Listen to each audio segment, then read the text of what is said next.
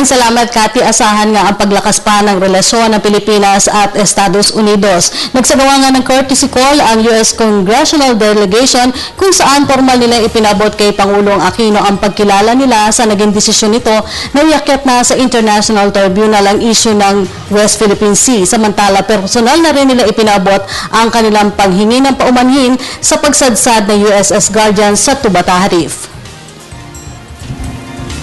Inaasahan na iba pang paglakas ng relasyon ng Pilipinas at Amerika sa larangan ng defense, security, trade, and investments. Sinabi ito ni Presidential Spokesperson Edwin De Cerda matapos ang courtesy call kay Pangulo Aquino ng U.S. Congressional Delegation o CODEL sa pangunguna ni U.S. House Committee Chairman ng Foreign Affairs Representative Edward Royce. Dito formal na ipinabot ng delegasyon ang kanilang pagkilala sa desisyon ng bansa na iakyat na sa international arbitration ang usapin ng West Philippine Sea sa pagitan ng Pilipinas at China. Naging pagkakataon rin anya ito ng Pangulo na ipaliwanag ng bansa kung bakit dapat ihain ng usapin sa International Tribunal for the Law of the Sea or ITLOS. Strong support from a country like the U.S. and also from any nation which has a interest in the freedom of navigation in the West Philippine Sea or in the South China Sea to a large extent is certainly welcome to the Philippines. Kinilala rin ng congressional leader sa matagumpay na reforma ng Aquino administration na nagresulta ng matatag na ekonomiya ng bansa.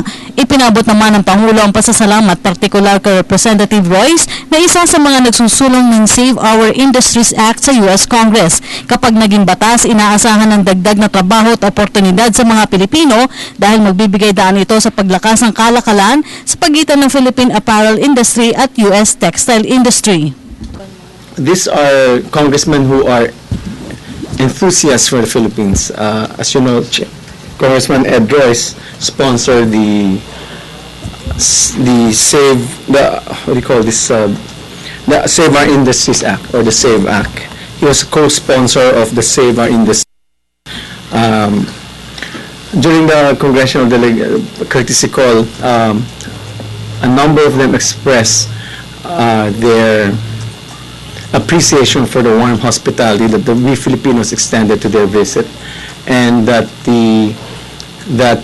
on the part of the President, he thanked this congressional delegation. He thanked Congressman Ed Royce for co-sponsoring the SAVE Act. The U.S. congressional delegation also, through Congressman Ed Royce, also expressed regrets over the Tubata Harif. Samantala, kinumpirma na rin ng Malacanang ang planong pagbili ng 12 jet fighter planes ng bansa sa South Korea. Pero paliwanag ng palasyo, ang upgrade ng military hardware ay bahagi na rin ng kahandaan ng bansa sa mabilis na pagtugon sa panahon ng kalamidad at iba pang uri ng sakuna hindi lamang sa usapin ng territorial defense. It's not aimed at any particular country, Joel. It is really primarily our obligation to modernize our military hardware. And we have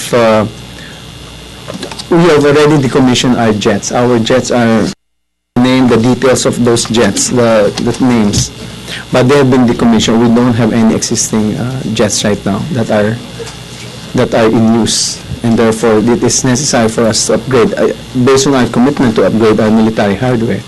And this is part of the ongoing process of modernizing our military hardware.